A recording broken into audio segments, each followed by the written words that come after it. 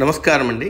అంతర్యామిలో ఈరోజు అంశం నాయకులు, ప్రతినాయకులు.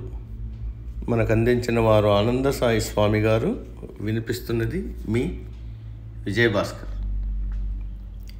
మనకు 33 కోట్ల దేవతలు ఉన్నారనడం పరిపాటి. నిజానికి వారు సంఖ్యాపరంగా 33 కోట్ల మంది కాదు, 33 మాత్రమే. వర్గీకరణలో 33 సమూహాలను కోట్లుగా చెప్తారు.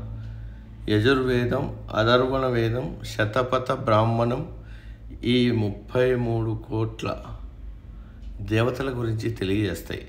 హిందూ శాస్త్రాల్లోనే కాదు, బౌద్ధ, పార్సీ మతాల్లో కూడా ఈ ప్రస్తావన ఉంది.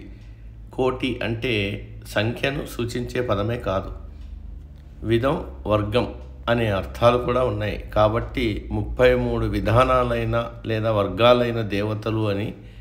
వాళ్ళే ద్వాదశాదిత్యులు 12, ఏకాదశ రుద్రులు 11, అష్టవసువులు 8, 2 అశ్విని దేవతలు. వీళ్ళందరూ దేవతలు కాబట్టి మంచి చేస్తారు, మనుషుల కోరికలు తీరుస్తారు.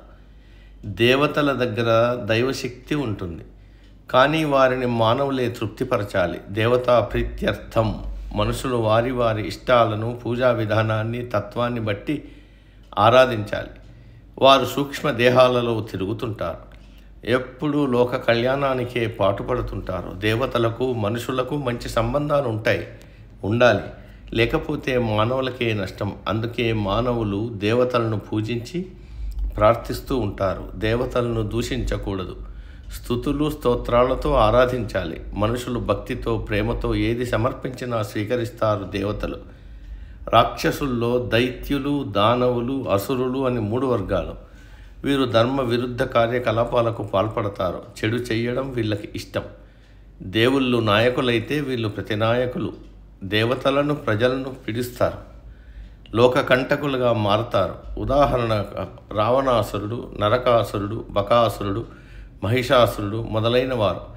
వీళ్ళలోనూ త్రిజట, విభీషణుడు లాంటి మంచివాళ్ళు కొందరుంటారు. ఇప్పుడు భూలోకంలోని ఒక ప్రత్యేకమైన జాతి గురించి చెప్పుకుందాం. వాళ్ళు మనుషులు. వీళ్ళలో దేవుళ్ళు ఉంటారు, రాక్షసులు ఉంటారు. మానవత్వంతో పరిమళించే మంచి మనుషులు ఉంటారు. మనుషులంతా మానవ స్వభావంతో ఉంటారా అంటే లేదు.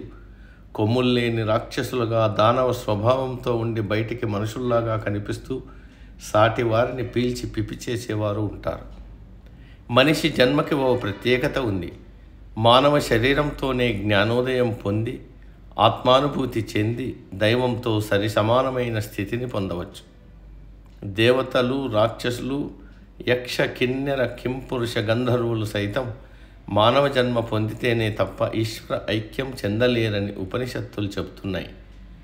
అందుకే మనిషి తనని తాను తెలుసుకోవాలి, దైవం సంతృప్తి చెందే మంచి పనులు చేయాలి, సాటి మానవుల పట్ల దయ, జాలి కలిగి ఉండాలి.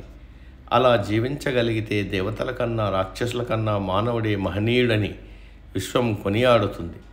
అటువంటి మనుషులు తయారు కావాలి. సంకల్ప బలం ఉంటే తప్పక తయారవుతారు. సమాప్తం. సర్వే జన సుఖినో భవంతు.